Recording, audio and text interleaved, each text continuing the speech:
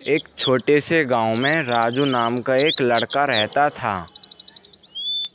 बचपन में ही राजू ने अपने माता पिता को खो दिया था। उसके पिता की कोई ज़मीन जायदाद नहीं थी। माता पिता के जाने के बाद राजू झोंपड़ी में अकेला ही रहता था। गांव में एक दिन बहुत तेज़ बाढ़ आने के कारण वह झोंपड़ी भी डूब जाती है।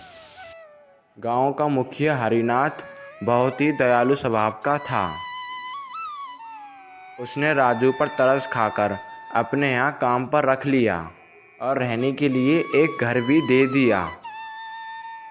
धीरे धीरे समय बीतता चला गया। अब राजू बड़ा हो चुका था। राजू हरिनाथ को ही अपना माता पिता मानता था और जमींदार भी राजू को अपनी बेटी की तरह मानता था। एक दिन जमींदार राजू से कहता है, बेटा राजू, अब तुम्हारी शादी की उम्र हो चुकी है। तुम शादी क्यों नहीं कर लेते हो?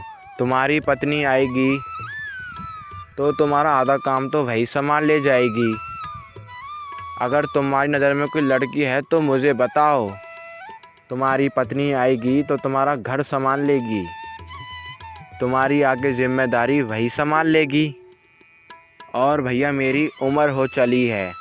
मैं चाहता हूँ मेरे जीते जी तुम्हारी शादी हो जाए। मेरी आंखों के सामने तुम्हारा घर बस जाएगा तो मैं भी तुम्हारे लिए निश्चित हो जाऊंगा। राजू कहता है, क्यों मालिक, आप ऐसा क्यों बोल रहे हैं? आपको मेरी भी उम्र लग जाए। आपने बचपन से लेके आज तक मेरा इतना ख्याल रखा है, मैं आपका उपकार कभी नहीं चुका सकता। ज़मींदार कहता है, उपकार की बातें छोड़ो राजू, बताओ शादी करोगे? मैं कोई लड़की देखूं या तुमने कोई लड़की देख रखी है? राजू कहता है, मालिक नहीं, मेरी नज़र में कोई लड़की नहीं है। आप ही मेरे लिए भगवान हैं। आप ही मेरे लिए कोई अच्छा जीवन साथी चुन सकते हैं। आप ही मेरे पिता समान हैं। ज़मींदार कहता है, ठीक है राजू बेटा, मेरी नज़र में एक बहुत अच्छी लड़की है। और हाँ, खर्चे की चिंता बिल्कुल मत करना। पिता का दर्जा दिया है तो बात भी बनानी पड़ेगी। हरिनाथ का एक सगा बेटा भी था, लेकिन हरिनाथ उससे बिल्कुल भी प्यार नहीं करता था, क्योंकि वह हरिनाथ की इज्जत बिल्कुल भी नहीं करता था। उसी दिन हरिनाथ का बेटा, जो बाहर खड़ा होकर सारी बातें सुन रहा था, उसने सोच लिया था कैसे भी करके हरिनाथ से ज़मीन हड़पनी है। राजू के जाने के बाद वह हरिनाथ के पास गुस्से में आकर बोला, पिताजी, आपको राजू की शादी कराने की क्या ज़रूरत है?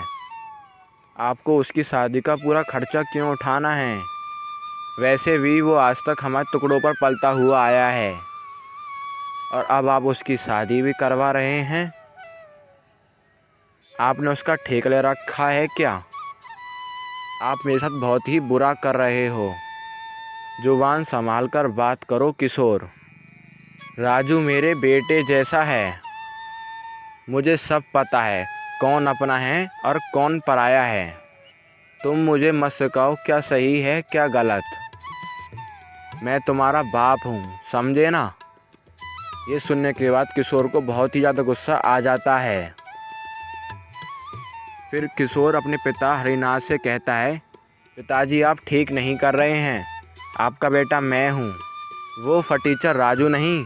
आप उसकी तुलना मेरे से कैसे कर सकते हैं? क्या आपको समझ में नहीं आ रहा है कि आपका अपना बेटा कौन है? हरिनाथ कहता है, चुप रहो किशोर, और अच्छा यही होगा कि तुम मुझे मत बताओ कौन अपना है और कौन पराया है। पिछले साल में जब इतना ज़्यादा बीमार पड़ा था तो राजू ने मेरी कितनी सेवा करी थी। दिन भर मेरे पास ही रहता था, और तब कहाँ थे तुम? तब मैं मरते मरते बचा और तुम शराब के नशे में धुत पड़े रहते थे। राजू मेरी दिन रात सेवा करता था, और आज यहाँ आकर अपनी और पराये का भाषण दे रहे हो। चलो अब जाओ यहाँ से, मुझे तुमसे बहस नहीं करनी। फिर किशोर कहता है, लगता है राजू ने आप पे कोई जानू टोना कर दिया है। और वैसे भी अब आपकी भी उम्र हो चुकी है। वैसे भी लोग बुढ़ापे में सटिया जाते हैं।